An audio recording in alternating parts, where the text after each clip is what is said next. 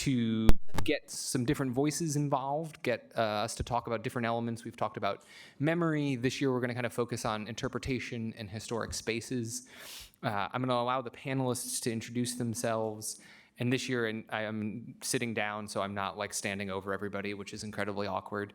But we're going to take, I think we've got this scheduled from like 12:45 to 2:15. Again, in my continual fiddling with the schedule, I'm trying to leave more time. Last year, I felt like I cut a lot of questions off. It was like, hey, this is a great conversation. Please stop talking. We need to move on to the next panel. I'm trying to not have that happen this year. So I'm going to let Shae, Steve, and John, and I realize now that went with two people with S names and then John. But we'll let you each introduce yourselves. We do also have a fun show and tell aspect to this part this year. We'll leave that. That's a teaser for a little bit later. But if you all want to go down the line, introduce yourselves, and then I'll ask you random questions, random pre-circulated questions, however you all want to do it. My name is John Walker. I am the Curator of Collections at Liberty Hall Historic Site, which, if you've never been, you should go because we're literally 4 blocks from here. It's at the end of Main Street in Frankfurt, and I have been there now for 2 years.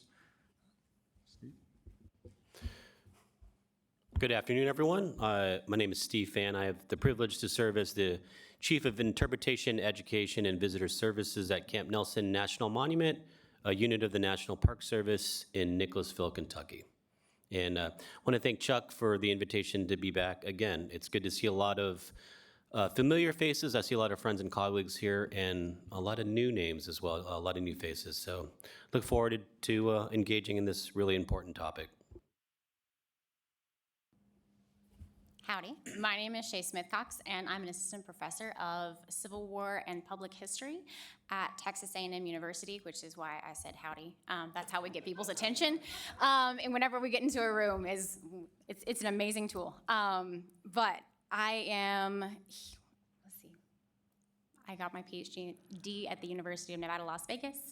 And I published a book that came out a year ago called The Fabric of Civil War Society, Uniforms, Badges, and Flags.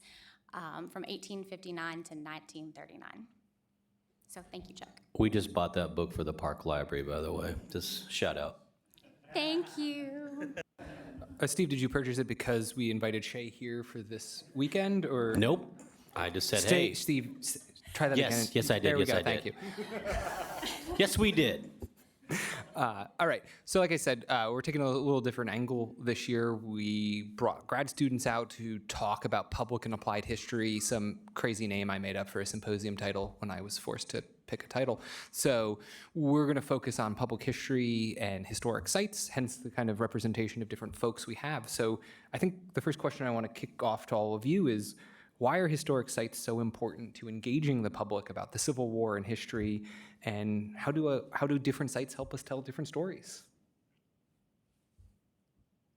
Don't all clamor at once.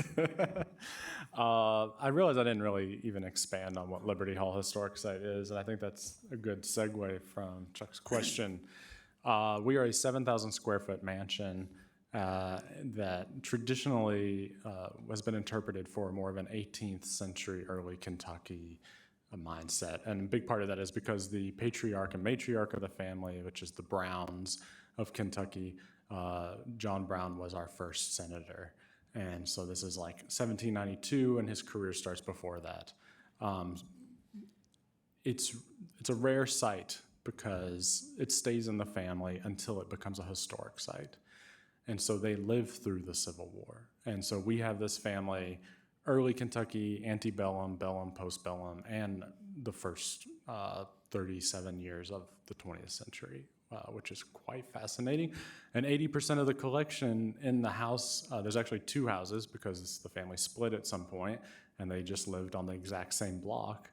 80% of that collection is of the family. It's primary, including their letters and their journals and their scrapbooks. It has given, in the past, traditionally, we've interpreted it to pre-Civil War and even pre-antebellum. And in the past 20 years, there has been a move to not do that and to interpret it in its totality. And so more and more, we have been looking at the pre-Civil War generation and the Civil War generation.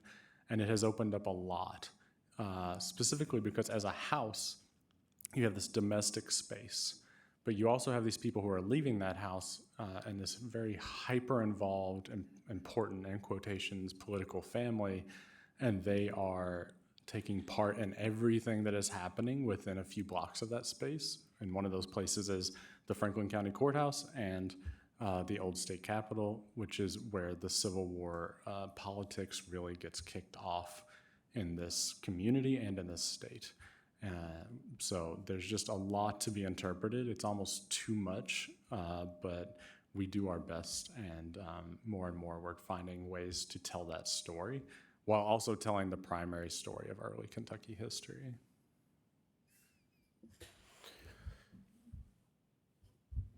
So I mentioned I had the privilege to work at Camp Nelson National Monument, which is a unit of the National Park Service. And I guess I'll answer this question with a couple different approaches here. Is I was telling Ann Marshall, I went to Berea College on Thursday, and they had a career convocation.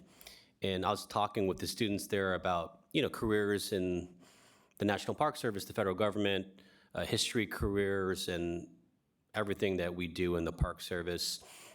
And there's a really deep connection between Berea College, John G. Fee, and Camp Nelson. It was really, really special. And the first session was like this kind of career session, and the second one was actually this speech in front of the entire student body. And I was expecting, a couple dozen, maybe 100 students. There was like 1,300 in there, right? And I was like pretty nervous. And one of the things I told the students there is when we talk about interpretation, especially at National Park Service sites, but we can also talk about state sites, museums, county sites, right? Individual places where people preserve and tell stories, is I talk a lot about people and place. And my experience in the Park Service is I have not worked at one of those big national park sites, right? So when you think of the Park Service, people are like Yellowstone and Yosemite and Grand Canyon. Obviously in Kentucky, Mammoth Cave National Park, right, which is like a World Heritage Site. But we also manage a lot of what we call cultural parks as well.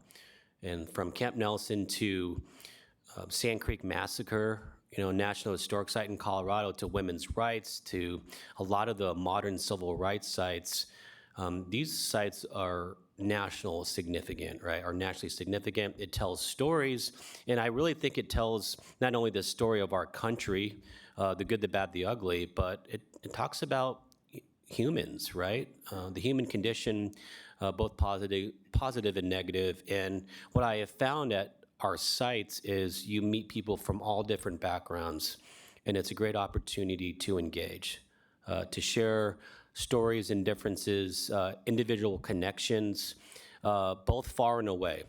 Camp Nelson was a large recruitment and training center for African-American soldiers, as my friend was talking about. It was also a refugee site and training center for East Tennessee soldiers that fled Confederate occupation, right? Like a lot of historic sites, we have descendants that come and visit the park, and so they're literally walking in the footsteps of their ancestors. And I think that's really, really special. From the people that know me, the American Civil War is not my family's Civil War. My family is from Vietnam. My parents are refugees. My father served in the South Vietnamese Navy.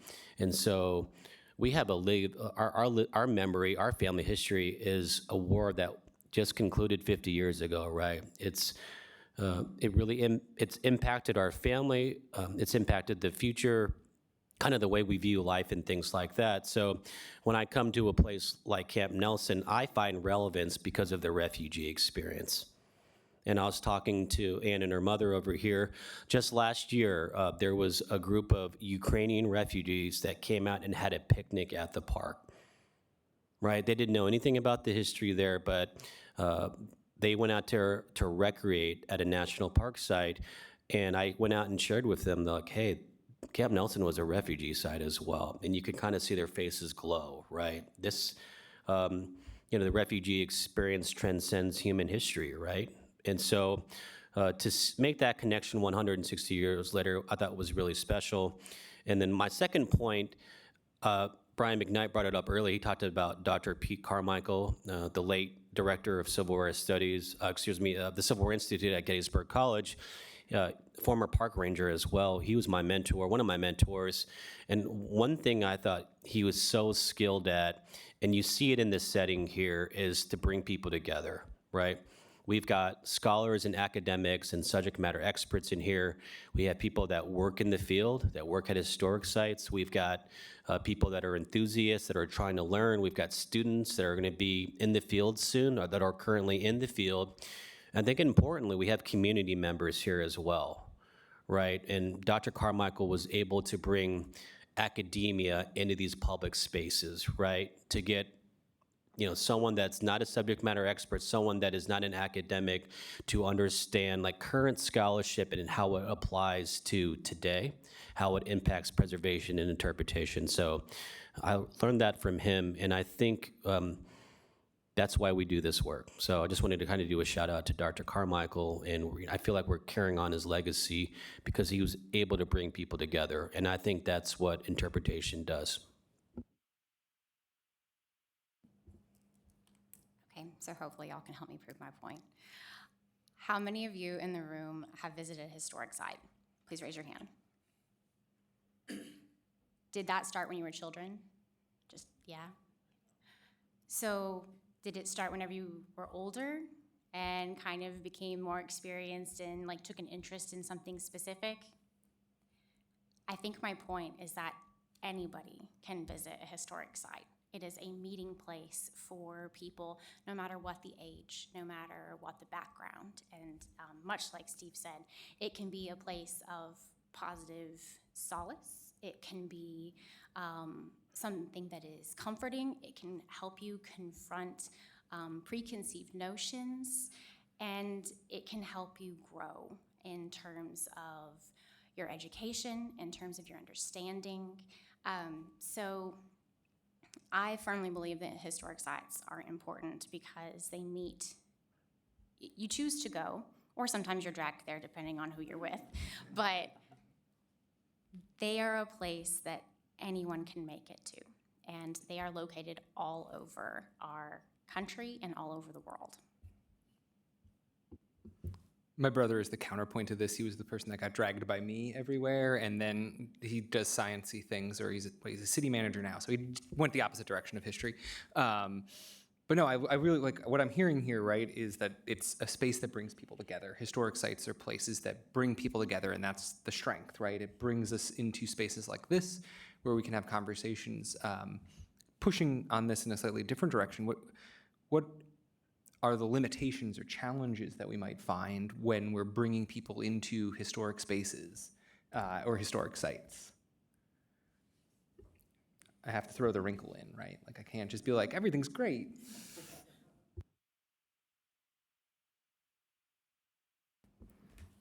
I mean, you're often confronted with uncomfortable narratives, right? Things that go against how you were raised, how you were originally taught. And it's a place that, I mean, it's just one of those examples, I think, that really will make a huge impact on your life and your existence. For me specifically, public parks and, well, just historic sites in general. That's the reason I do public history. That's the reason that I got into history, is because I was telling a gentleman earlier, it's that goosebump moment that you step out onto maybe Shiloh battlefield for the first time, like I did during a Civil War travel course, and go, this is what I want to do for the rest of my life. I need to figure out how to share and to tell the stories of these places. Do all of those stories really want to be told? Do we have the right to tell all of those stories? No, so it's a really complicated narrative that we have to deal with.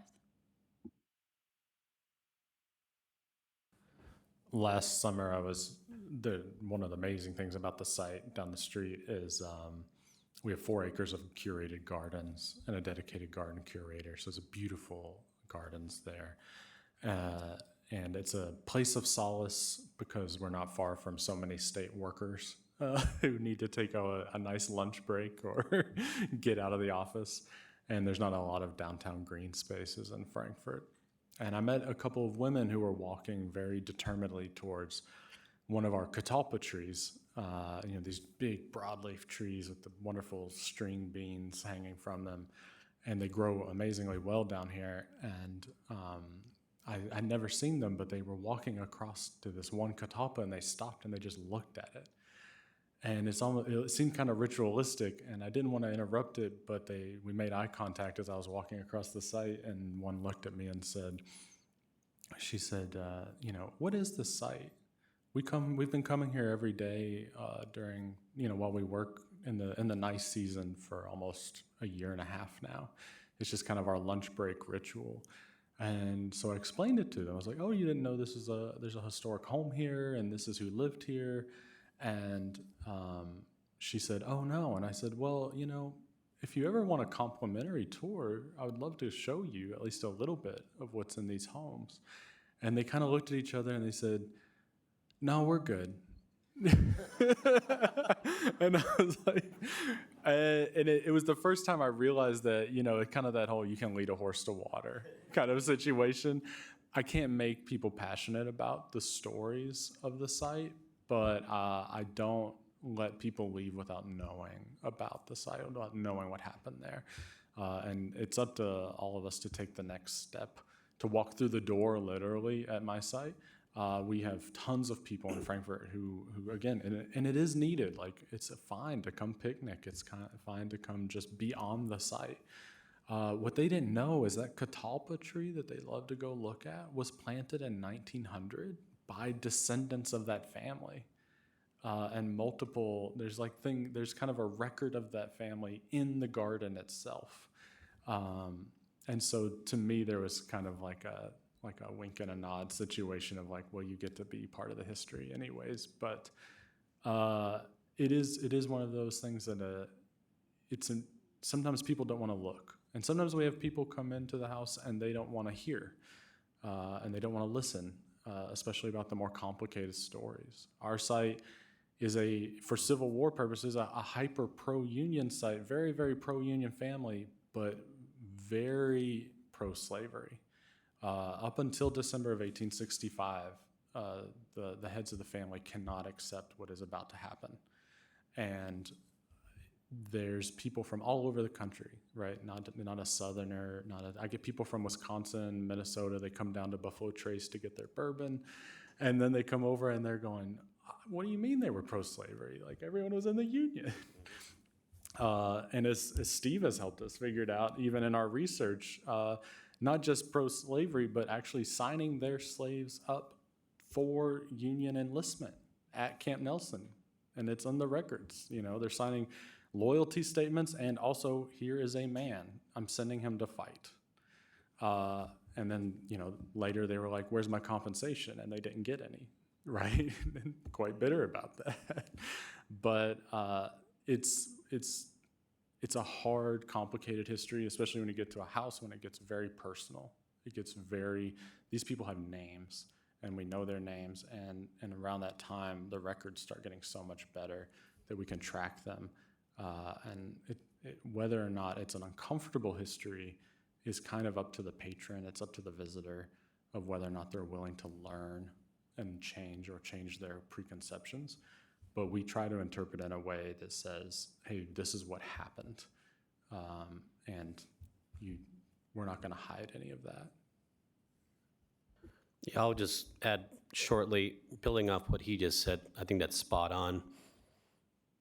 We're Civil War historians here, right? We're interested in the Civil War. I'm sure a lot of people here have familial ties to the Civil War, right? With soldiers and civilians, and it's deeply personal, right? So I've worked at multiple sites, everywhere from Gettysburg to Richmond National Battlefield, Stones River National Battlefield, the Civil War Defenses of Washington, Charles Young Buffalo Soldiers National Monument. Charles Young's father was a USCT soldier during the Civil War from Kentucky, right? And so I've engaged with thousands of visitors who come to our sites that are sharing their family history with us, right? Either Union, Confederate, civilian, soldier. And, the Civil War is a controversial, history, right? We've almost everyone that comes into these sites has a preconceived notion or thought about the Civil War, what the Civil War was about, the memory and legacy of the Civil War. And sometimes that does not necessarily align with the themes that we're sharing and interpreting. And I think that's okay. I think that's the challenge for us, is if someone comes into these spaces, whether we do it through virtual or digital media, with interpretive waysites, with exhibits, with one-on-one conversations with staff, is we have this conversation. Our themes and our interpretation is backed by scholarship. It's backed by primary source material, right? And we can share that. They can share their history and information with us. And it's up to, I think, both of us to kind of cross that threshold if there's a different interpretation of the way this history is remembered and told and perpetuated, if that makes sense. So I know these are difficult conversations. Increasingly, I see those as opportunities.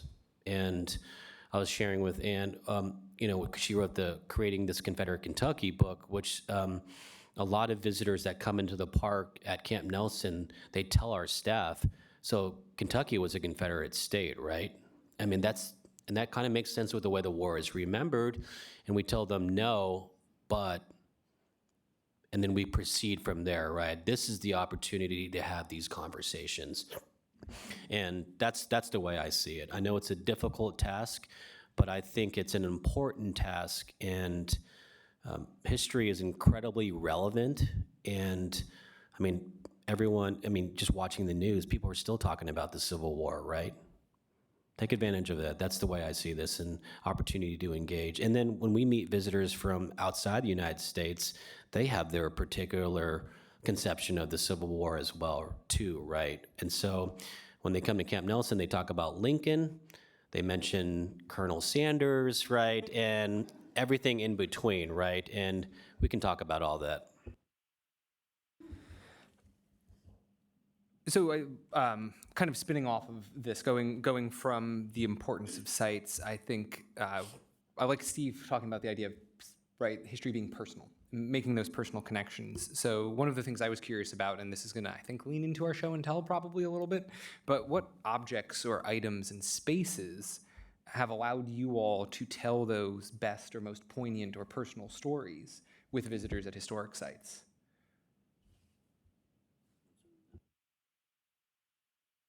Sure. I have show and tell. Do you want to play with show and tell? Always. Or do you think we should wait? So Let's just do it. Let's do it. Well, you can see more things later. But so my fascination is objects, and it's mostly because with objects, I can tell you stories that aren't getting written down in the record, that aren't always acknowledged. So I can tell you about Native men and women during the Civil War who often get left out of the overall story. I can tell you about Black men and women during the war, and whether they were enslaved, whether they had been freed already, and I can trace through objects who is funding them, what happens to them.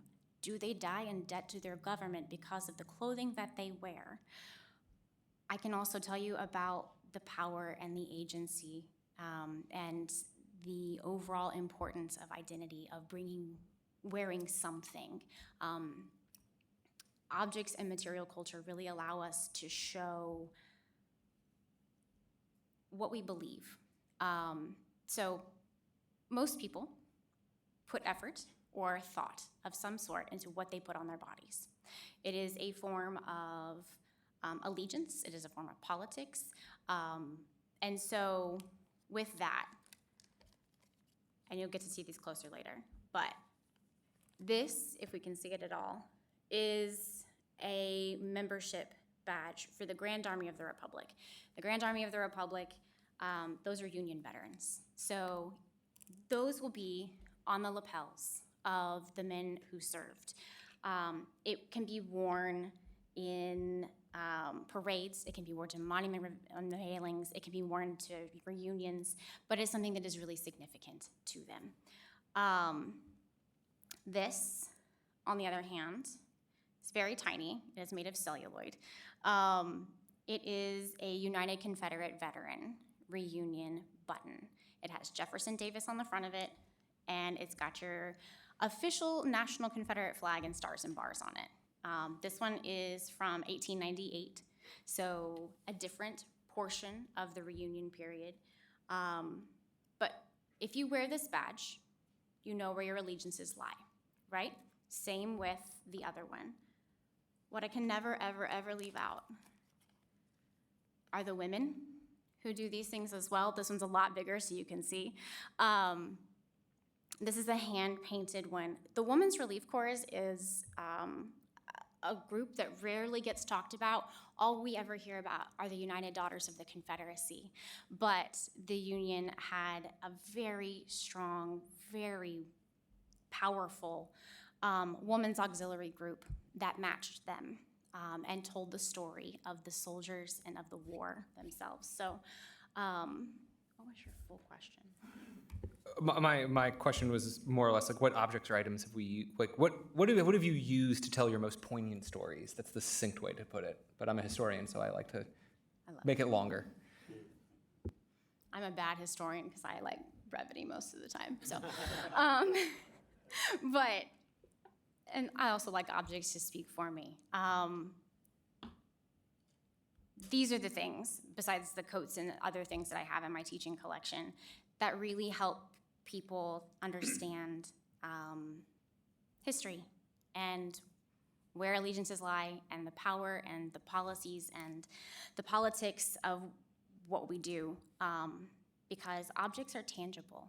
It's so easy to talk about numbers, but whenever you hold something in your hand, it helps you really have a connection to the history that you're talking about.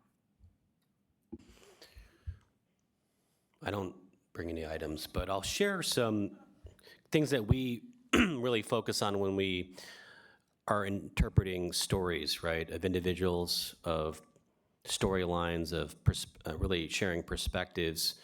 And, you know, obviously at a Civil War conference or a Civil War event like this, you know, there's a lot of primary source documents we look at, right? From military records to letters, newspapers, things like that. And I think Professor McKnight did a great job of just talking about understanding how to understand, interpret, and study history, and just kind of take a different approach to it by looking at the same source material, right? For us, especially at Camp Nelson, where there are thousands of African Americans coming into Union lines, the men are trying to enlist, they're bringing their families with them, and it's simply looking at enlistment records, right? Service records, where you'll see the men will tell you where they're coming from, who they're enslaved by, what their occupation was, and often they'll sign their name with an X, right? That X is really, really powerful.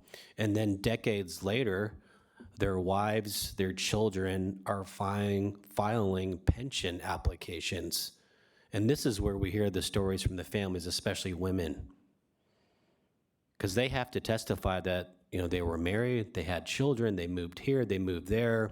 He suffered from, you know, ailments suffered during military service, right? And so we're getting a lot of those perspectives through old traditional, I guess, military records that had been there for well over a century, right? And so it provides a really, really unique perspective beyond the soldier to his family and to their journey to freedom and after the war as well. And one of the things that we look at closely at Camp Nelson, especially for people that don't have written records, is archaeology. Archaeology is critical to the interpretation that we do at a lot of these sites.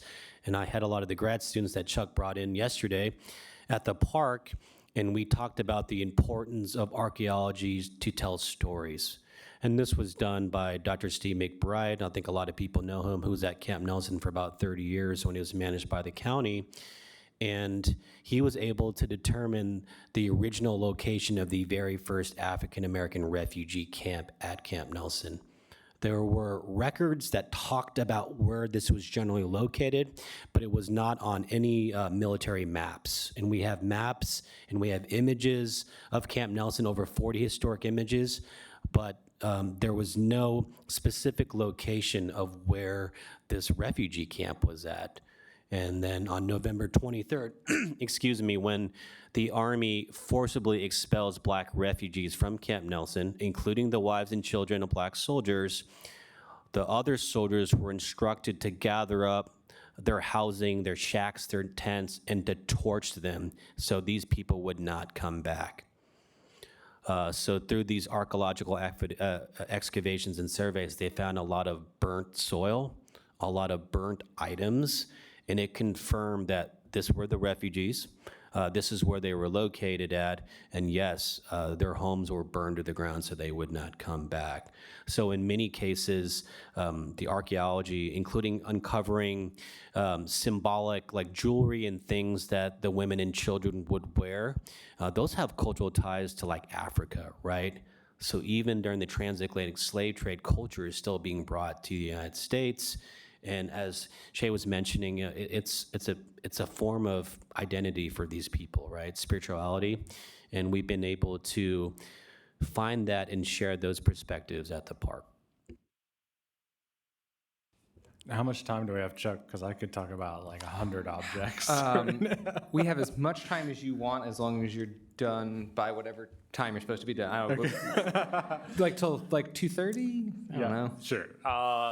Again, the site, love it. It's the collection is fascinating, and it's around the time of the Civil War that this family starts to realize that they want to preserve their historicity. You know, they're like, we need to know why we're important.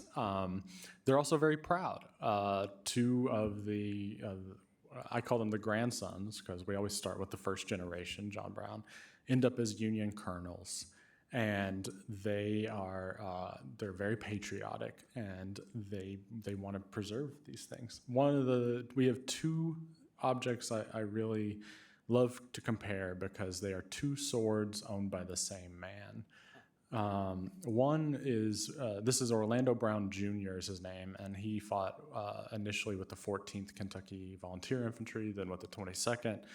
Majoritively, half of his service was in the Appalachian campaign against Humphrey Marshall. If you know anything, I was just telling Steve, the Browns and the Marshalls have like a 100-year political feud. It's kind of very symbiotic that they ended up fighting each other on Civil War battlefields. But one is the battle sword that his father gave him, and it was German made. It's bare.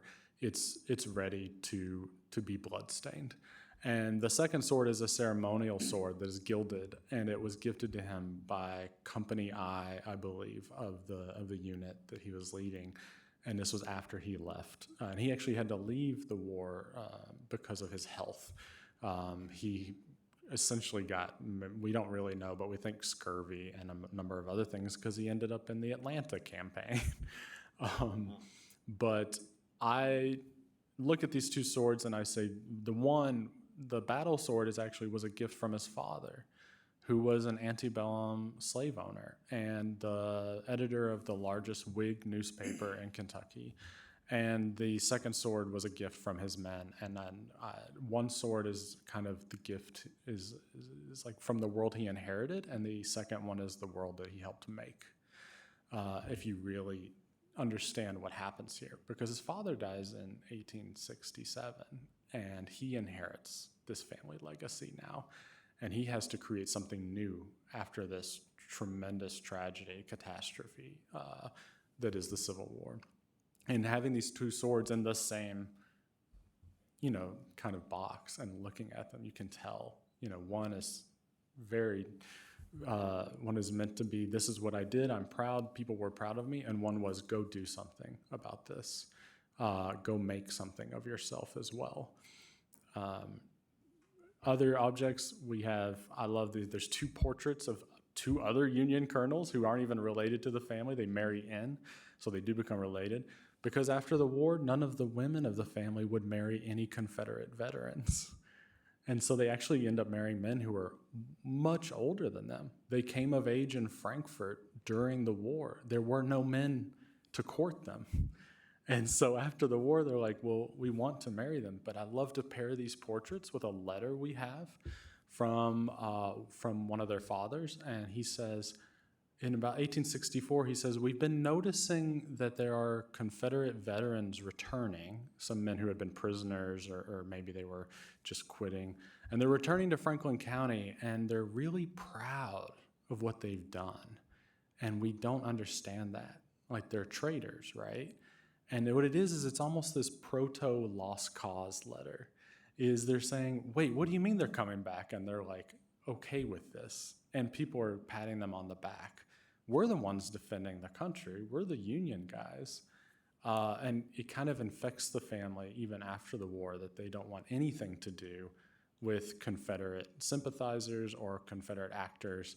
And actually, I think it's funny, one of the colonels, the men who was colonels, ends up marrying the daughter of one of his Confederate adversaries after the war as well. So there's all this post-war kind of dynamic going on there as well. But actually, I think the collection is interesting because it's not all primary, as in we are owned by the National Society for the Colonial Dames. It's a lineage society, not unlike DAR. And they, in the 60s, all the way through the 90s, would go out and transcribe letters from descendants and find records of this family. And the primary documents did not return to the site, but we have a record of them. And one of my absolute favorites regarding the Civil War is this Colonel Orlando Brown Jr. And when he started in 1862, he had just gotten out of Princeton. He was at Yale, actually. He had just gotten home. He wanted to start a law practice. His father is this editor. He says, you have to join. You're my oldest son. This is a point of honor for us. He joins the Union Army. In one of his very first pay stubs that we have a record of, it tells all the things he owns, what he owes for what he bought, the things he has. And then there's a little line down there that says servants. And there's two men's names there. There's James Mills and Joseph Alexander. And what's fascinating about this is James Mills was a free black man in Frankfurt who worked as a blacksmith. And so it's obvious there was probably some sort of familiarity. But the second man was an enslaved man from all the way down near Hopkinsville. And we don't know how they knew the family that he was enslaved by. And he's still acting as a servant. Was he enlisted by that family? Was he bought by the Browns like right before and then just given to Orlando Brown Jr. to take to war with him? 2 years later, both those men enlist in the United States Colored Infantry on their own accord. And so there's a story that's like embedded in the paperwork. I think Steve sees a lot of that. Is you don't get all of it. But you get just these vignettes of wondering what is happening, and you really wish you could sit down and interview these people. But the record it's complicated sometimes, and it's not easy to interpret. But you kind of have to at least show it to tell people this is what's happening, and it's not black and white as people think it is. I'm going to add to that, Chuck, if you don't mind, talking about items that bring so much power, right, and connection to stories and place. Again, I talk a lot about people and place, and I'm thinking about the living legacy, right? And we can specifically talk about that at Camp Nelson. I'm going to share two stories about this because it shows you the breadth and the connection here.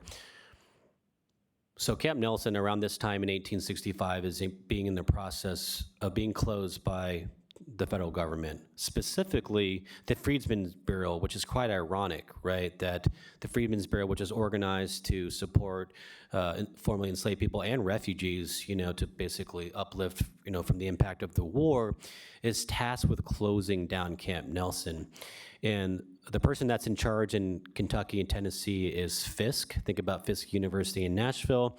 And he shares this with one of his subordinates who's based in Kentucky. He keeps on reiterating that we have to close this place with humanity in mind, because he realizes the impact. After after 400 refugees are expelled in November of 1864 and over 100 people die, this will lead to the establishment of the Home for Colored Refugees at Camp Nelson, And as Cicero mentioned, the March 3rd legislation, which frees the wives and children of soldiers. And it also changes refugee policy. So the Army is allowing any freedom seeker into their lines. So by the summer of 1863, there are over 3,000 refugees at Camp Nelson. That's a large number, including unaccompanied minors. So as the war is concluding, and the state officials, or especially Government Bramlett, is telling the government, we don't need Reconstruction, we were never in rebellion. And people at Camp Nelson are like, where do we go? So some are transported to Louisville and Lexington, many across the Ohio River into Ohio. A lot of women become like domestic servants, a very common occupation for a lot of formerly enslaved women and generations afterward. But there are still refugees there because their husbands are still in service. Their fathers are, up until 1867. So what happens to these people, right? And this is kind of where the Fee connection comes in. John G. Fee and his wife Matilda realized that we're going to try to support the refugees that want to remain. So they'll purchase plots of land and they'll sell it back to the refugees. So this will form the nucleus of a post-war Black community where the home for color refugees once stood at Camp Nelson. It was originally known as Ariel. It's now known today as the Hall community. There are still descendants that live there. Still. 160 years after the Civil War, and one of our very close friends and partners, Mr. Jimmy Fry, he's a direct descendant of 2 soldiers who enlisted at Camp Nelson and a refugee. His grandfather was a Buffalo soldier. His father was a soldier, and he is a decorated combat vet in Vietnam. He was also born at the Hall community. His house stands where, if you see the famous image of those row houses, like on the front of Dr. Amy Taylor's book, that's where his house is at today. So he tells us at the park that this is hallowed ground, right? That's the roots of his family's history in many ways, right? And he's still living there. And the other story, if you see the Secrets of the Dead episode about the Civil War's Lost Massacre in Simpsonville, they feature this, the story of Samuel Trueheart from Shelby County, makes his way down to Camp Nelson, enlists in the 5th Colored Cav, thankfully survives Simpsonville. Before that, he'll survive Saltville. After the Civil War, as Cicero mentioned, he's one of 5,000 Black Kentuckians that head out west, mostly Kansas, also Oklahoma. I think in Nicodemus, this Black farming community, and he got 60 acres and a mule, right? His great-great-grandson told me this last year, we still own this 60-acre plot. And it's in their honor, right? The families, for Samuel Trueheart and his wife and their offspring and descendants, it's a tribute to their journey, right? Their sacrifice from slavery to freedom. So I think land and landscapes are also really important to recognize as something that's a really important resource. This is, to the grad students, this is why you pre-circulate questions, because John kind of led into another question that I had, which is about navigating through multiple different types of institutional interests or different type levels of interest, right? We have people who work at a national park, a local museum, academics, or an academic institution, but having to navigate between different institutions that are running your site or a site or doing the interpretation. How do you navigate through balancing telling different stories, but also dealing with those dynamics of what does the university want? What does the NPS want? What do the Dames want in your very specific instance? So how do you navigate telling and engaging the public while also serving some of those larger institutional needs? I know administrative history, right, is the thing that everyone's super excited to talk about. But I think it's an important thing right here because it does help, if we've paid attention to the news recently, it is helping shape or potentially shaping some of these narratives. Just pull the pin on that and then I'll go on mute. I would say house museums specifically have a fascinating history as a thing. It's just as a concept. And if you ever want to go down that rabbit hole, please do. But it's quirky, to say the least. When we first started, a lot of the letters, even from family members who had grown up there as children or sent there as grandchildren, as a lot of us are sent to our grandparents' house in the 1920s and 30s, would say, I don't know if I want our ancestral home to be a showroom, right? There was no real concept of walking through a house, looking at other people's stuff, going, that's a neat desk, and material history, culture, and really bringing that into the fold was starting to develop more and more. And then, fast forward, and in the 1960s, again, I mentioned earlier, is all 18th century, it's all early Kentucky. So that, John and Margaretta were the matriarch, patriarch, white family owners of this property. And they're essentially all they interpreted. And that's all anyone cared about, because early Kentucky's fascinating, it's neat. But also, if you're a lineage society like the Dames, you're looking back as far as you can go, right? You're like, who am I related to? Who did something significant?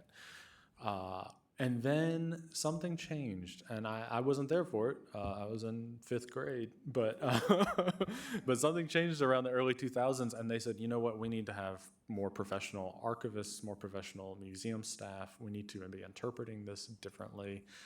And they brought in, different generations of people have worked there since then, but it has just slowly changed. And the Dames have changed, right? You went from people who knew their mothers in the 1960s were the people who started the Kentucky chapter, to now you're at their granddaughters and their great-granddaughters. And with that, their envisioning of what the site should be and how it should be interpreted has changed as well. And we're very lucky that they have said, we want to be holistic. We want to talk about all of it, even the things that we normally shied away from, or, in some cases lied about, which was common as well. So I feel very lucky to work where I work. Even I've had people from other house museums come to me and say Liberty Hall is very not cut from the same cloth when it comes to house museums specifically. And I really appreciate that. And that's what allows me to be on, roundtables like this and talk to folks like you and kind of go into that deeper history. Yeah, we live this every single day, right? We protect natural and cultural resources in our parks, right? And there's the recreational element as well. So we have people that come out to the park every single day and walk the trails, right? They walk their dogs, right? So they see the park a lot differently than, say, a historian would.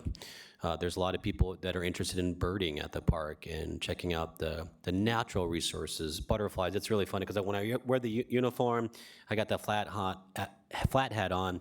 Everyone assumes I'm a biologist, right? And so they're like, Ranger, what tree is that? I'm like, oh, I don't know. It's pretty big. Can I show you these earthworks over here, that were constructed to defend Camp Nelson from the Confederate Army? And, ironically, today is National Public Lands Day, one of the largest, volunteer days across the country. And our staff, the majority of our staff are back at the park, and they're done now, but they just established and built a pollinator garden, right? And we also, as a part of this project, we really want to study visitation, what brings people out to the park, what they're looking for, and they provide a lot of feedback with that. My goal is to support interest the best I can without ever losing focus on what our major themes are, right? What's the reason? Why is the park there? And you may come out every single day and walk the grounds, but hey, maybe if we put up a new interpretive sign, put out a new exhibit, maybe one day you'll stop and read it, offer something new, maybe open their mind up to further investigation or asking questions and things like that. A part of this project today, too, is we wanted to put, and you might see this in neighborhoods, those free public libraries, right, with those boxes where people put books in. We established one of those today as well. And one of the reasons, and this gets the historic theme of the park, was at the Home for Called Refugees, there were schools there for the freedom seekers. Women, children, and even soldiers when soldiers were off duty, we have all these accounts where hundreds of soldiers were going to night class to learn how to read and write. And one of the educators that was at Camp Nelson was an African American woman, and her name is Belle Mitchell. We named the library Belle's Book Box. Isn't that cool? So you can come in, check. I don't know anything about pollinator gardens and butterflies, by the way. You can sit on this bench, look at these flowers. There's a really cool library there, and then you can read the context about how important education was at Camp Nelson and for formerly enslaved people. Does that make sense? I just wanted to fully connect those themes, and I think it's been really effective, right? To let people know that this is a site of national significance, right? A Civil War for civil rights site, but also this is a place where you can find your own inspiration, right? You can walk the trails, you can have a picnic out there, right? You can find enjoyment in the natural and historic landscape. And I think juggling that has been an interesting process. I've learned quite a bit. I'm such a passionate historian, but we've worked with like the Audubon Society of Kentucky to lead history and bird tours, right? So when people go out and see this natural landscape and the flora and fauna, they can learn about the cultural landscape as well, if that makes sense. So we try to intermingle that the best we can.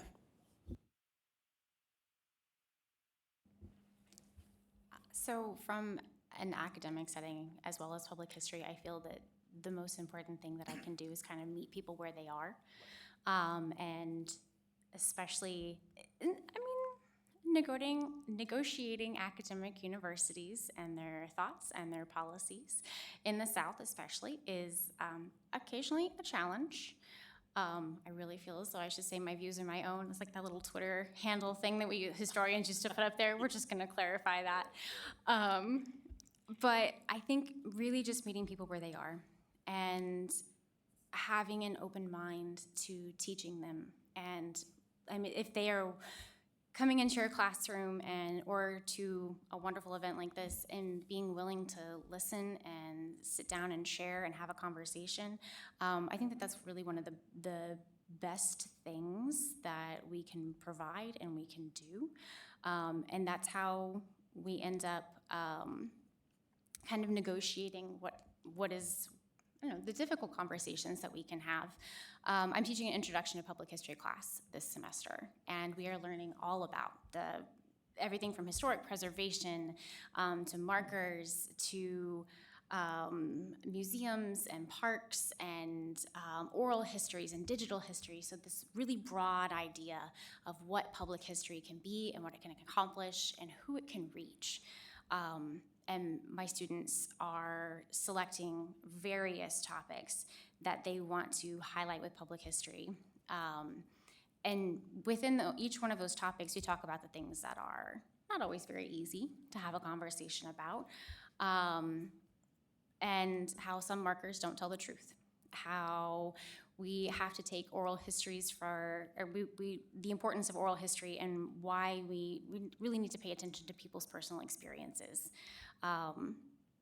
And so that's kind of how we've been negotiating policy and university and trying to just teach my students to have a really open mind when it comes to history, and be able to share all of those experiences with them.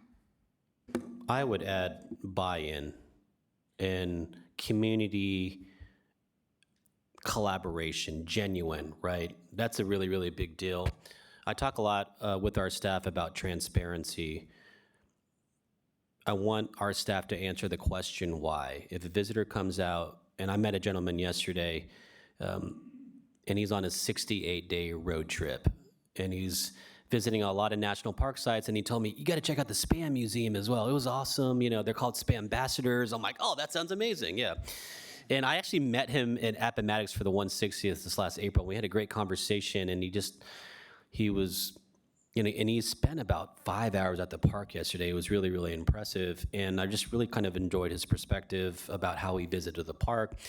And when I say answer the question why, I want our staff to convey to the public, if possible, whether through verbal communication, through our interpretation of panels, digital and social media, things like that, why this site was important during the period of significance, which is the Civil War, and why is it worth preserving today? If we can answer those two questions, then I feel like we're doing our job, right? Because this is a federal site. These are our tax dollars, right? And I want to be very transparent with the public of the work that we do, and that it's through a community partnership that we're achieving the development of this site. And for example, when we did our long-range interpretive plan a couple years ago, the very first meeting was a community meeting. We had it at the Jessamine County Public Library, and I invited as many people as I could that were interested in being a part of the development of this site, right? And there were people there that were like, hey, I'm just there to walk the trails, right? And there were people that were deeply interested in the historic aspect. There were descendants there as well. And when we work on projects, big and small, and events, we want not only the community knowing that we're doing this, we want them to help us develop these things, right? Because I think it would be a bit pretentious if we come into this space where people have been working on this site for 20 or 30 years, or community members have been living there for decades, to tell them how to tell their story, right? We want to be there to help facilitate that, if that makes sense. And I think that transparent buy-in and cooperation has been a very fulfilling experience. I saw my really good friend Susan Miller of the Camp Nelson Foundation. They've been doing work at Camp Nelson for like 30 years, right? I mean, that laid the foundation for us becoming a national park site. And that is something that we take very, very seriously, right? And as we continue this work, we know that we're not doing it alone. And I truly believe we're in lockstep with our partners to fulfill this mission. We have talked for a while at you, and I think this could be a good opportunity to kind of shift gears a little bit. Unless anybody has any other thoughts or comments. I have more questions, so I could throw more things at you, but I feel like you all have heard me talk a lot, so I'm really interested in questions you all might have and how this conversation may continue. And we've got one to start with. For those of you associated or employed by national parks, have you looked through your collections and everything to make sure you have nothing divisive or that casts aspersions into American history? This is what we're hearing on the news that the administration is demanding. Is this not true, or is it something you just, how do you deal with it? Is she talking to the park ranger here? No, it's good to see you again, by the way. I remember seeing you at the park. I appreciate the question. I was at the park about whenever you had your big day recently. The portal into the past. It's good to see you again. I appreciate the question. I'll be candid. There's some things I can answer and some things I can't. But what I will tell you is our work is backed by scholarship, primary sources, vigorous study, a lot of archaeologists, and we have not had issues with that. We're going to continue to interpret the story of Camp Nelson, and we are going to do that with much vigor and pride. So I appreciate the conversation, but yeah, we're doing this work.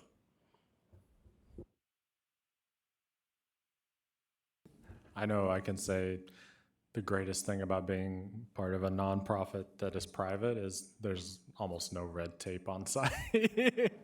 So, and to answer your question, no. You would think that an organization that is generally octogenarian, very white, very lineage-based would be very anti-divisive anything, but they are passionate. Our board and my director, everyone is very passionate about the history and making sure that history is known. And I think they understand that that keeps us relevant and that keeps us going. They want us to dig, and they want us, sometimes quite literally, we're actually planning to do a dig where we think the formerly enslaved cabins were. So, I don't know anything about the colonial dames. I am a member of the DAR, and there's great foment within the DAR over allowing transgender women to be admitted. So it's not, none of these groups are apolitical. Oh, I want to be very clear, yeah. And the dames go through the same issues. I'm just answering based on the premise of the history we tell at our site. but that what happens on their kind of inclusivity range as an organization is a whole other bag of marbles, you might say. I'm incredibly jealous of the no red tape, I say with my boss in the back of the room. I feel like everybody up here is jealous of the no red tape, but I saw a couple other questions.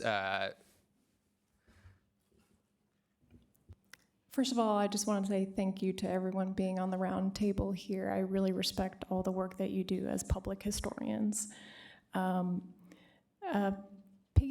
off of what Shae had talked about in terms of having an open mind for these difficult conversations. The first time that I heard the story, Steve, from the expulsion of refugees, it shot me through the heart, and I was really left as a lay person, a non-historian, with a lot of grief. But not only just the grief, but just frustration that I wasn't aware of the cruelty that existed. In those difficult conversations with the public, how do you hold that space for all the difficult emotions that might be coming up? I appreciate it, my friend. It's good to see you. It's been an incredible experience learning how to do that, right? We talk a lot about triumphs and tragedies at Camp Nelson, and it often happened to the same people. So the same army that enlisted men expelled their own families, right? And that contributed to the horrific deaths of hundreds and hundreds of people. And think about the people that tried to make it to Camp Nelson and these other recruitment and training centers and never made it. And I think this is where we amplify their experiences. There were people at Camp Nelson that very vociferously protested the final expulsion of refugees, including U.S. officers. The chief quartermaster understood that if he reported this, he could probably lose his commission. He could be, cashiered, tried. So he wrote an article that was published in Eastern newspapers under the pseudonym Humanitas, because he wanted to share what happened there, right? And in the aftermath of the expulsion, the Army came in, or the federal government, and they investigated what happened. And again, this is where we hear experiences. They took affidavits from U.S. soldiers, USCT, who talked about trying to stop the expulsion, what happened to them and their families. And it's heartbreaking. I think one of the most poignant, heart-shattering experiences or narratives from the Civil War is of Joseph Miller of the 124th U.S. Colored Infantry. His family was being expelled by other soldiers. He tries to personally interfere and stop it. He tells the other soldiers that he's also a soldier of the United States. And in his words, they said it makes no difference. Him and his wife had 3 children, including a young infant. And he told the soldiers, if you take my family out, my son is going to die. They were forcibly removed from Camp Nelson, and they started wandering up the road towards Nicholasville. They found shelter with other refugees in this makeshift building. Joseph Miller walks 6 miles to find his family that night. And he promised them that he would be back the next day, because he has to go back to report, right? So he walks 6 miles up, 6 miles down. The next morning, he goes back to Nicholasville, and he has to bury his son. The order is rescinded. Refugees are allowed to return to Camp Nelson. So the Miller family returns to Camp Nelson. By January, the entire family has died, including Joseph Miller.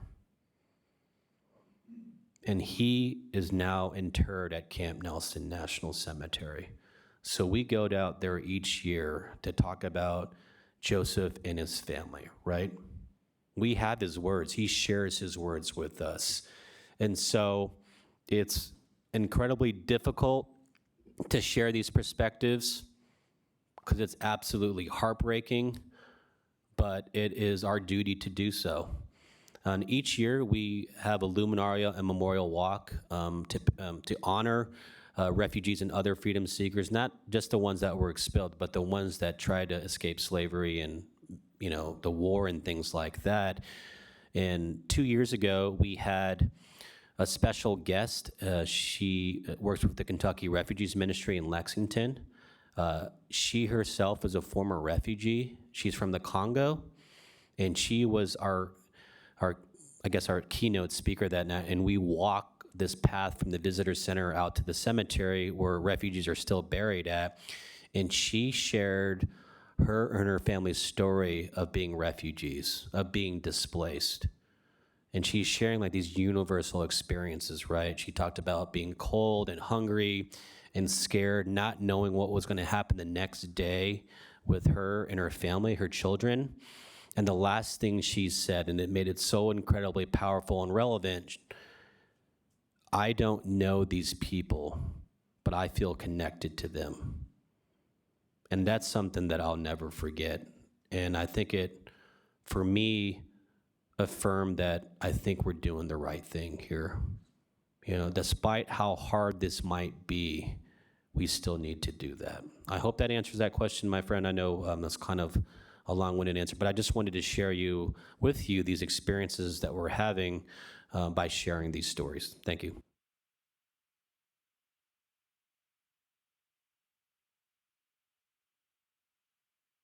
Other questions?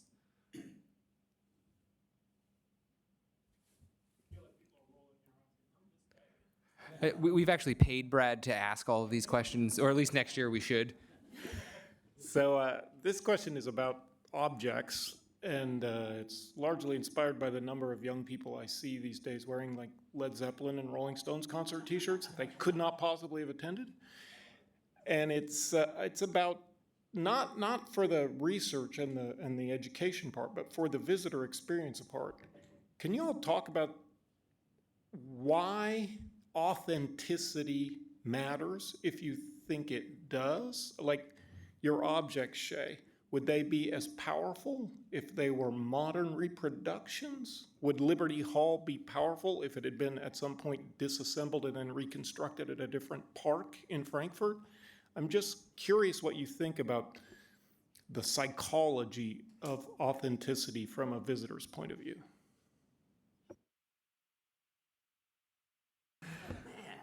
Given Liberty Hall's proximity to the Kentucky River and the absolute gray hair you see in me now due to the floods this spring, I kind of wish we were disassembled and put somewhere else. Authenticity, material culture is a fascinating subject, and I wasn't even into it until I went to grad school.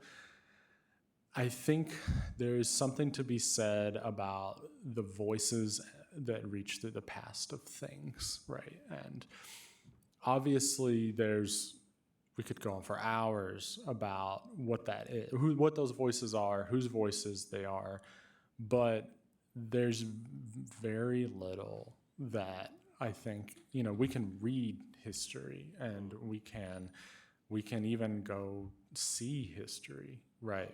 But to touch it is something completely different. Even through nitrile gloves, is like Looking through glass. Right. It's just and we personally are very lucky because we have a lot of maker information as well, and that's really rare into itself. But I don't think I actually really understood it. One of my mentors in grad school was he's really well known in the textual arts, paper making and the written word of early America. And one of the things we did when we took his class, one of the first things he made us do was go to the art lofts, and we had to learn how to make paper. And then we had to learn how a press works and how to make ink. And then once you really understand the physicality of the process, I think you come to appreciate, looking at a 250-year-old document. And I think about that about a lot of things. We're lucky in that we have a lot of furniture. And you can look at a really neat desk and say, well, this cherry desk has letters that were written to Thomas Jefferson on it, or this was the instructions given to an overseer at a plantation off-site. But I also look at that cherry desk and I go, I know that cherry tree was only a couple miles from here, and I don't know when it was planted or when it was felled, but I know that it is of the land itself. And so there's layers of story there that you can really tell, and it does bring a connection to those things. And I don't know why. I mean, we as humans, I've never seen people get so fascinated as knowing something is from a specific time that they are interested in. There's something very special about that, and who knows? It's just, there's something, maybe it's spiritual or maybe it's something ephemeral out there, but I think it is important. I think if you can't, recreating things is fine, but it won't always hold that specialness. And I think, actually, I just thought of this, which is there's something about the survival of material culture, is like it made it, and it made it to tell its story. Like someone found it worth preserving, right? Yeah, or someone dropped it, and for some reason the soil didn't eat it alive, And was that because of a reason? Who knows? But I think that it's just really, it's all those things. I'm gonna be really honest. I don't. Every time I see it, I will walk up to something in a museum and I get close to it and it says, "Oh, it's a reproduction," and I just kind of shrug it off. But it's because for me personally, I have a very strong interest and a very strong obsession with things that were made a very long time ago and the purpose that they serve and the stories that they tell. Because yes, you can have a recreation, but why they were created and the point of the story that was told is very specific through that object.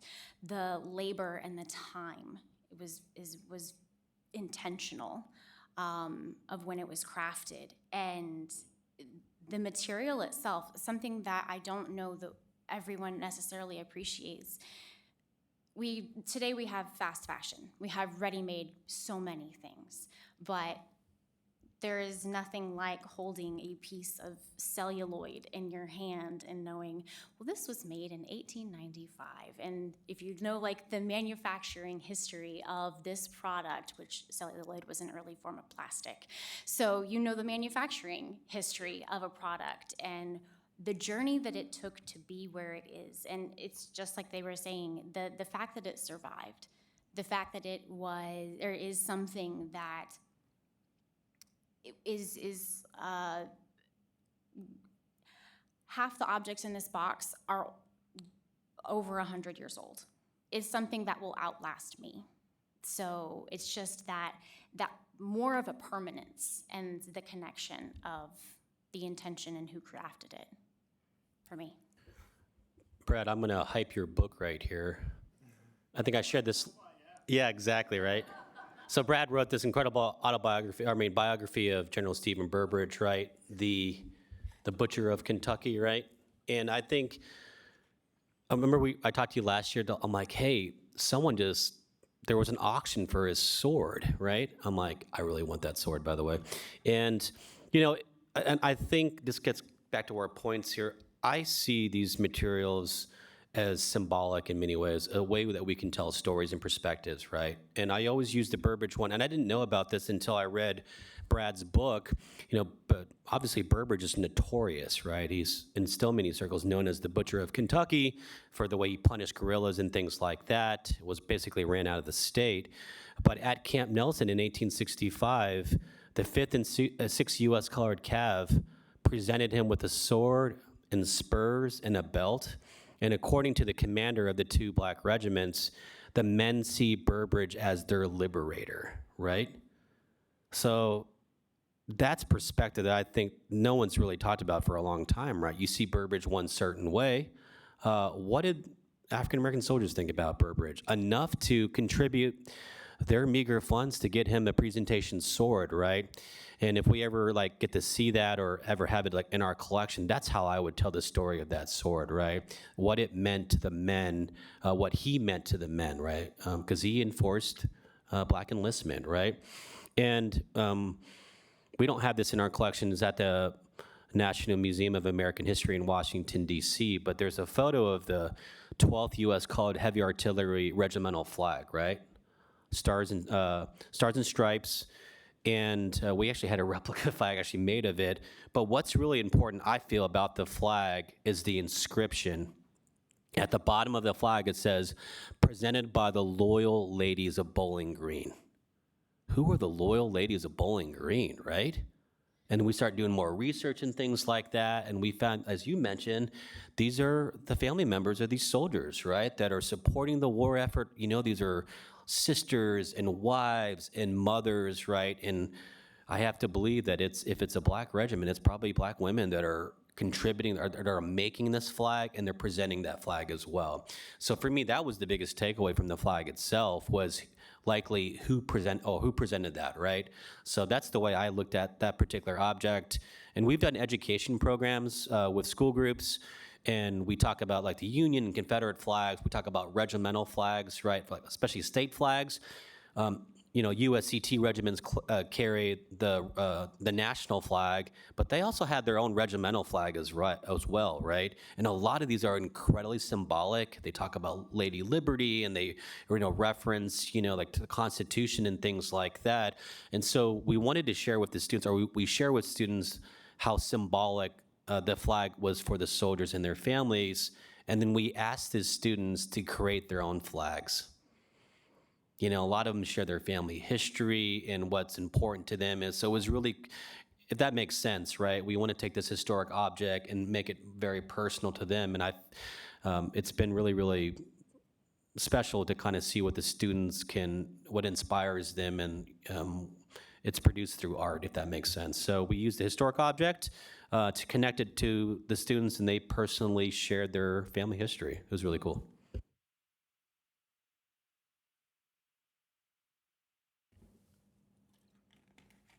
Yeah. So since we have a private organization and a tax-funded representative here, how do your organizations differ in the way that you're able to receive collections, receive primary sources, and how you deal with those? I know you may not have already talked in between yourselves on this subject, but can you tell me what the process is and how that goes? We are a non-accessioning site. Unless someone wants to donate $1 million to build an offsite storage facility. Climate controlled, please.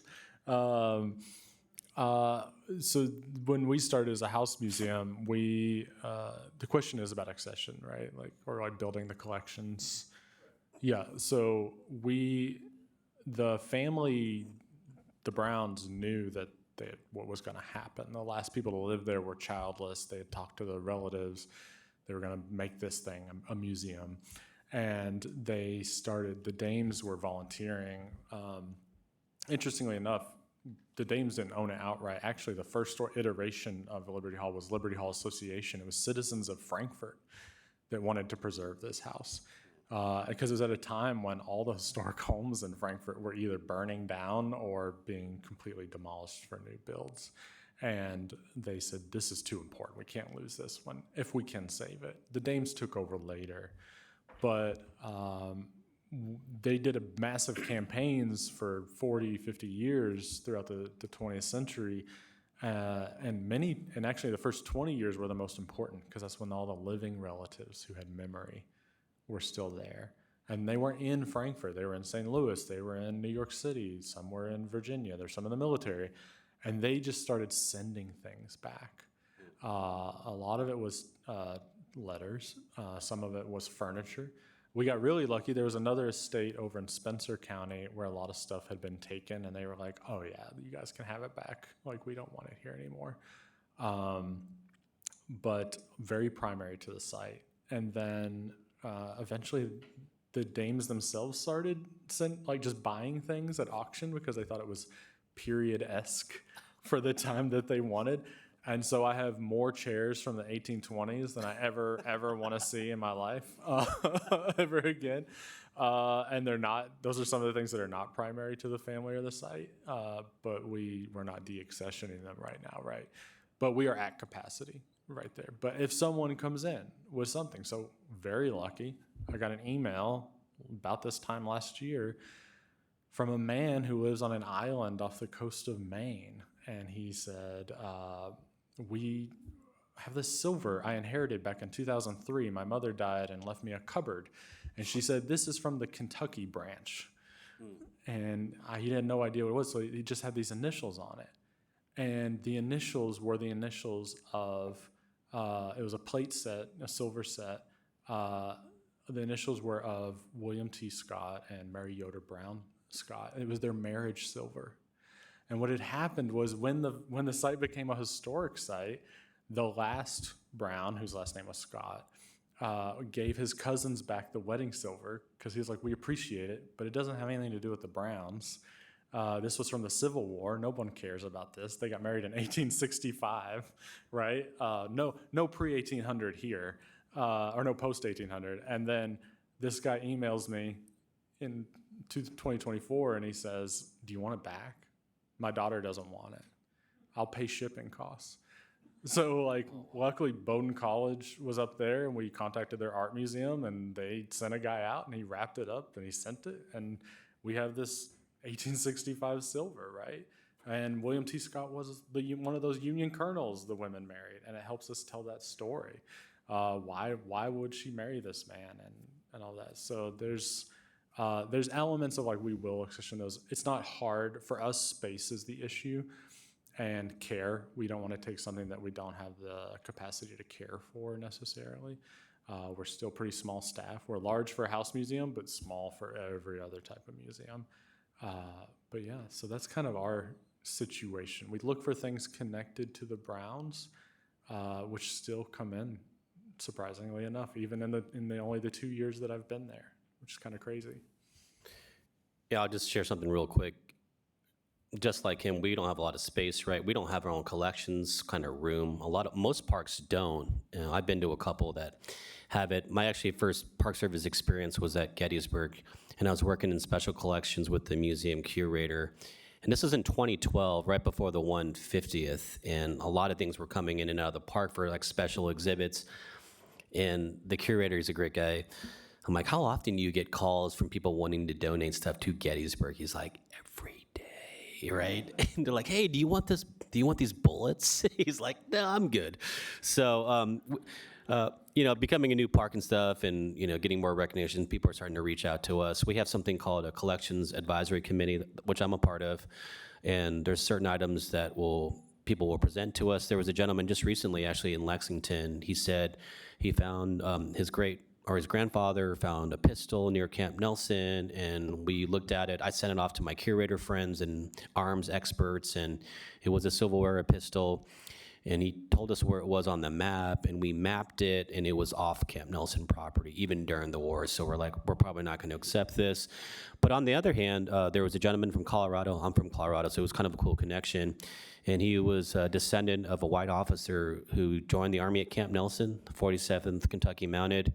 And he went from a private to a first lieutenant right away. And this descendant wanted to donate the sword to us. And we're like, wow, this is a Camp Nelson story through and through, right? And so we reviewed it, we approved it, and it's in our collection now. And our hope, obviously, is to display this at some point. Practical means, obviously, we're in a very big museum space here, and they've got a huge collection. We don't have a lot of exhibit space, and, a lot of buildings now require, fire deterrent and things like that. And we're working on a new museum plan right now. But in the back of our mind is fire suppression, right? Which would add another $1 million to this project. And so we're trying to figure out if we can even display artifacts right now. So that's a growing concern for us, just because, as I mentioned, archaeology is so important, at Camp Nelson. We want to feature these artifacts because they tell so many stories. And then other articles as well. So we'll see. I think a couple years ago, there was an officer in a USCT regiment who was a Camp Nelson soldier, and his uniform was featured on Antique Roadshow, and we went crazy. We're like, we want that. And it went into a private collection. And as I just mentioned with Brad, I would do anything for that Burbridge sword, because it's the inscription on the sword it says presented by the Colored Cavalry Brigade, right? It's literally on the sword, right? And so just think about what went into raising the monies and creating that. So it's an ongoing process, though. We're running short on time here, so I want to make two notes. First, Steve started this by talking about the fact that he never worked at a large national park, and the first park he worked at was Gettysburg. So I really want to know his definition of large. But yeah. But also, I want to pivot with a question that I have for all of you, kind of just an opportunity for you all to kind of promote yourself. What are some of the more recent things that you've worked on? We have like 3 minutes, so you have to be quick. But are there any new exhibits, wink, wink, nudge, nudge, that your sites have opened, or a book that you're working on, hypothetically? So opportunities to promote sort of how you're using objects or public-facing interpretation. Shameless plug time. Go. Oh, we just opened a new exhibit 1 week ago. Me too. Oh my goodness. The house, again, traditionally the main house, interpreted as a house, and many bedrooms. And as we've decided is that you've seen a couple of bedrooms from a couple of different time periods. You probably don't need to see two more. So there used to be a ballroom at Liberty Hall, and it was closed off by a wall because the second son, or the oldest son of John Brown, had so many children, and so they had to close it off. But the ballroom is still the biggest room, and so we've decided to turn that into a traditional exhibit space. So now when you go upstairs, after you've done the downstairs and talked about the first generation, we have a new exhibit called Journeys and Generations, the Interwoven Lives of Liberty Hall. And what this is it follows three families. It follows the Browns, the white family, the enslaving family. It picks up right around the end of the first generation, at the start of the antebellum period. And then it follows the Harts and the Stepneys. And these are two enslaved families that find themselves at Liberty Hall at the same time. One owned by the Browns throughout the first generation, emancipated slowly into the second generation through the will of the patriarch John Brown, the first senator of Kentucky. And then the Harts, who kind of come in later and are inherited through a wife, which is actually much more common than you think, which also makes things harder to track a lot of times when you study enslaved families. The Harts specifically are fascinating because Frederick Hart, the man who becomes owned by the Browns, was the first non-indigenous person born in the state of Kentucky. He was born at Boonesboro, and he lived his life until he was emancipated in the 1840s and moved to Ohio. What we decided to do was to tell the latter generation stories per wall. So on one wall you get the second generation. On another wall you get the Civil War generation. On the next you get the last generation. And we do that through the material collection and through traditional museum paneling and kind of wall interpretation. It's something very new for us, and we've learned very much how adhesive works with plaster. But it's I recommend please come see it, and we even love critique and feedback on that. It's something very new that we're doing, but it's a stories worth telling, and we're really, really glad to tell those stories. Monumental moments, I like to call them. There's a lot going on at the park. Lindsay, one of our regulars, comes out. I see a lot of friends here, and we've been doing a lot of incredible work with our partners. And so one of the things I tell visitors is we're trying to restore the historic landscape, right, of Camp Nelson. It was over 4,000 acres, had like 300 wooden structures, a system of fortifications, and almost all that went away after the Civil War, right? And so we're trying to bring that back with different elements, like in the Visitor Center Museum, we have a reconstructed barracks, but also the landscape as well. In February, it took me about a couple years to do this. That's good government time, by the way. Got some cannons out at one of our fortifications. I have 8 more cannons coming. And makes me, if you see me hugging a cannon outside, it's because it takes so long to do this, okay? So we got, we're trying to restore this landscape, right? So when people go out there, they can understand there was something significant here. Also developing trails. The county developed a trail system about 5 miles. We want to double that, by the way, including land that are, a trail that goes in the heart of Camp Nelson, where the warehouse district was at, where all these government buildings were at. But that's also where the original refugee site was at, and that was the site of the expulsion in November of 1864 as well. And I shared this with Chuck and the grad students that were with us yesterday, actually, is we just got an $800,000 grant from the National Park Foundation to rehab the Phi Memorial Church, where the Home for Called Refugees at. And that's a really big deal for us, right? And so we got that project going on. They also gave us $225,000 for the museum design project as well. So we'll be rehabbing our museum. And this past week, just like you, we have this new interactive exhibit that we just installed in a reconstructed barracks. It's got this interactive touch screen, which story maps and a lot of really cool features. And there's also a genealogy workstation. We worked with the Reckoning Project, which digitized all 23,703 Black Kentuckians who joined the U.S. Colored Troops. You can go on the computer and write any name, and their info will pop up. So that's why we're trying to bring these stories to people. So if you have a chance, come out and see us, and we have a lot of special events coming up as well. So thank you so much, Chuck. Appreciate the time. I mean, I already plugged my book. It's The Fabric of Civil War Society. Uniforms, badges, and flags from 1859 to 1939. But thank you, Chuck. I really appreciate it. Of course. All right. We are going to take a break until a little bit around 2:30 when we'll get to our final talk. Thank you all for listening and your questions. And how about a round of applause?